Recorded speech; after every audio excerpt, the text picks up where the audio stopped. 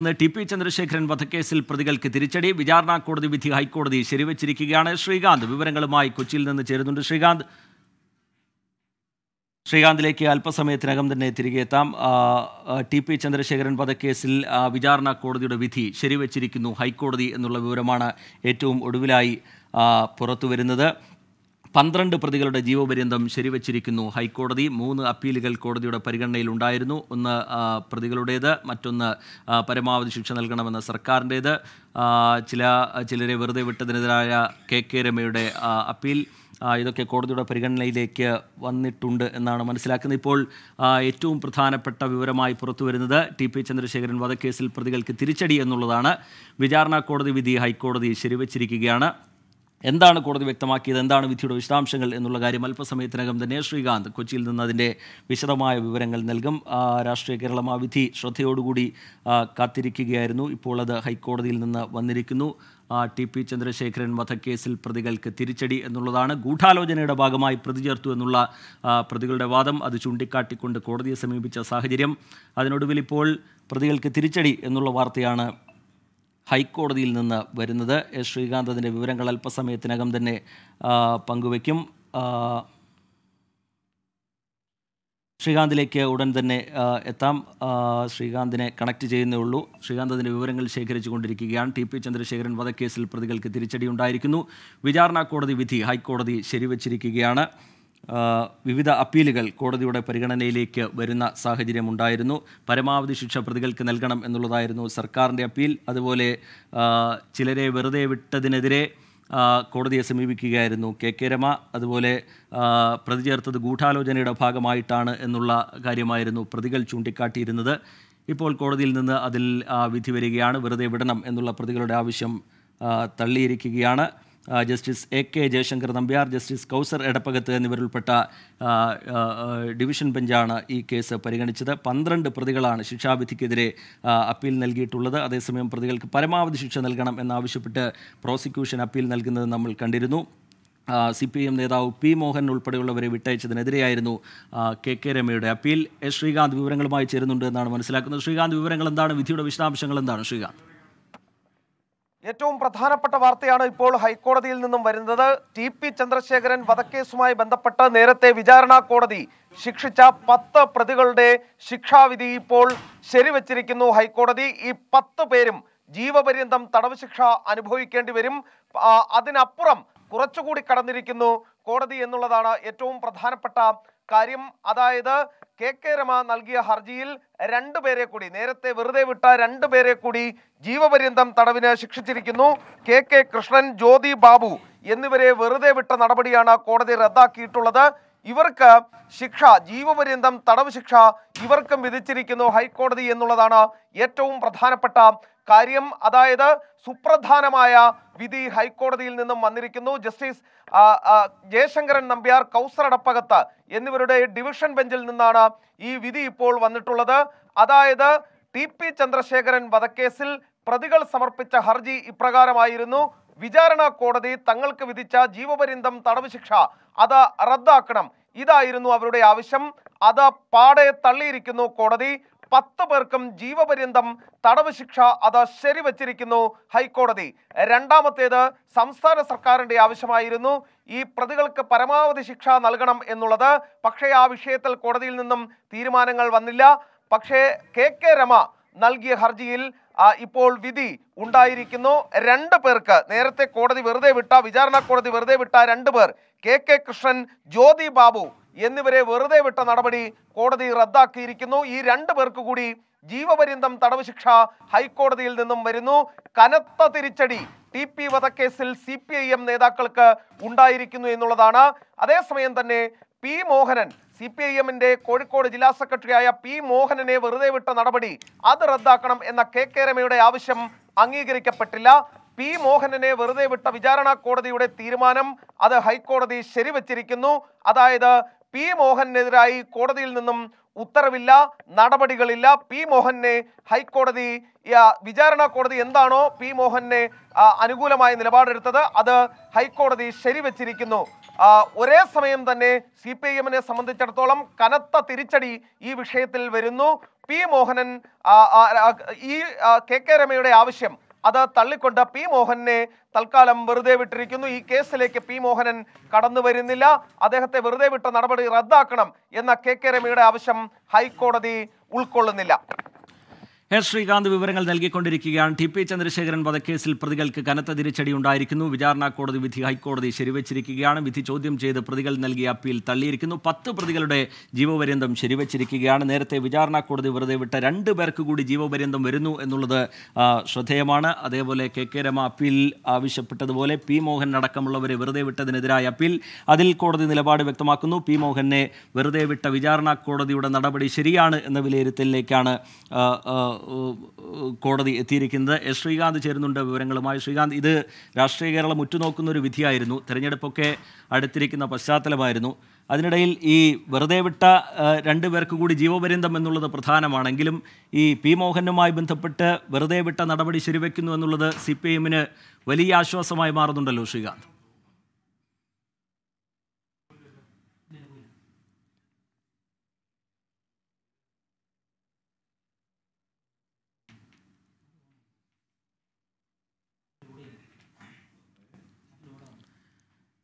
S ശ്രീകാന്തിലേക്ക് അല്പസമയത്തിനകം തന്നെ എത്താം. ശ്രീകാന്ത് അതിൻ്റെ വിധിയുടെ വിശദാംശങ്ങളുമായി ബന്ധപ്പെട്ട് പുതിയ വിവരങ്ങളുമായി നമുക്കൊപ്പം ചേരും. ടി പി ചന്ദ്രശേഖരൻ വധക്കേസിൽ പ്രതികൾക്ക് തിരിച്ചടി ഉണ്ടായിരിക്കുന്നു. വിചാരണ കോടതി വിധി ഹൈക്കോടതി ശരിവച്ചിരിക്കുകയാണ്. വിധി ചോദ്യം ചെയ്ത് പ്രതികൾ നൽകിയ അപ്പീൽ തള്ളിയിരിക്കുന്നു. 12 പ്രതികളുടെയും ജീവപര്യന്തം ശരിവച്ചിരിക്കുകയാണ്. നേരത്തെ വിചാരണ കോടതി വെറുതെ വിട്ട 2 പേർക്ക് കൂടി ജീവപര്യന്തം വരുന്നു എന്നുള്ളത് ഈ വിധിയുടെ പ്രധാനപ്പെട്ട ഒരു ഭാഗമായി മാറുന്നു, ശ്രദ്ധേയമായ ഒന്നായി മാറുന്നു. അതുപോലെ ചിലരെ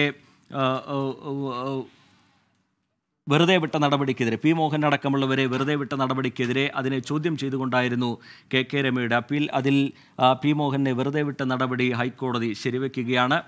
ശ്രീകാന്ത് വിവരങ്ങളുമായി ഉടൻ തന്നെ നമുക്കൊപ്പം ചേരും. വിധിയുടെ വിശദാംശങ്ങളുമായി ശ്രീകാന്ത് നമുക്കൊപ്പം തന്നെ അല്പസമയത്തിനകം തന്നെ ചേരുമെന്ന് മനസ്സിലാക്കുന്നു. ശ്രീകാന്ത് കേൾക്കാമോ?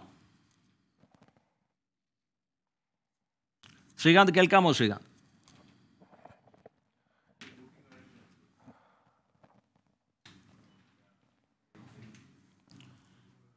ശ്രീകാന്ത്, ഈ രാഷ്ട്രീയ കേരളം ശ്രദ്ധയോടുകൂടി ഈ വിധി കാത്തിരിക്കുകയായിരുന്നു. ഈ നേരത്തെ വെറുതെ വിട്ട 2 പേർക്ക് കൂടി ജീവപര്യന്തം വരുന്നുണ്ട് എങ്കിൽ കൂടി പി മോഹനെ വെറുതെ വിട്ട നടപടി, വിചാരണ കോടതിയുടെ നടപടി ഹൈക്കോടതി ശരിവെക്കുന്നു എന്നുള്ളത് CPIM-ന് ഈ തെരഞ്ഞെടുപ്പൊക്കെ അടുത്തിരിക്കുന്ന ഘട്ടത്തിൽ വലിയ ആശ്വാസമായി മാറുന്നില്ലേ ശ്രീകാന്ത്? അക്കാര്യത്തിൽ ഒരു സംശയം വേണ്ട റീജിത്ത്. അതായത് കോഴിക്കോട് ജില്ലാ സെക്രട്ടറി ഇതിൽ നേരത്തെ മുതൽ തന്നെ കെ രമ ആരോപണം ഉന്നയിച്ചിരുന്നത് CPIM-ന്റെ കോഴിക്കോട് ജില്ലാ secretary P Mohan T P Chandrasekharan വധക്കേസിൽ നേരിട്ട് പങ്കുണ്ട് എന്നുള്ളതാണ്. അതിന്റെ ഗൂഢാലോചനയിലടക്കം അദ്ദേഹം പങ്കെടുത്തു എന്നുള്ളതായിരുന്നു കെ രമ ഉന്നയിച്ചിരുന്ന വാദം. പക്ഷേ അക്കാര്യം കോടതി മുമ്പാകെ തെളിയിക്കാൻ പ്രോസിക്യൂഷന് സാധിച്ചില്ല എന്നാണ് മനസ്സിലാക്കേണ്ടത്. പി മോഹൻ അടക്കം 24 പേരെ വെറുതെ വിട്ട നടപടി ചോദ്യം ചെയ്താണ് കെ രമ ഹൈക്കോടതി മുമ്പാകെ എത്തിയത്.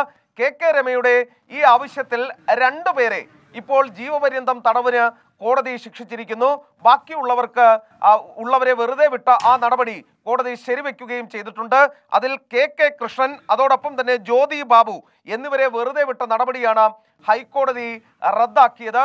അവർക്ക് ജീവപര്യന്തം തടവ് ശിക്ഷ മറ്റ് 10 പ്രതികൾക്കൊപ്പം അനുഭവിക്കേണ്ടി വരും. അതായത് 12 പ്രതികൾ ജീവപര്യന്തം തടവ് ശിക്ഷ അനുഭവിച്ചേ തീരൂ എന്നുള്ളതാണ് ഹൈക്കോടതിയുടെ ഇപ്പോഴത്തെ വിധി.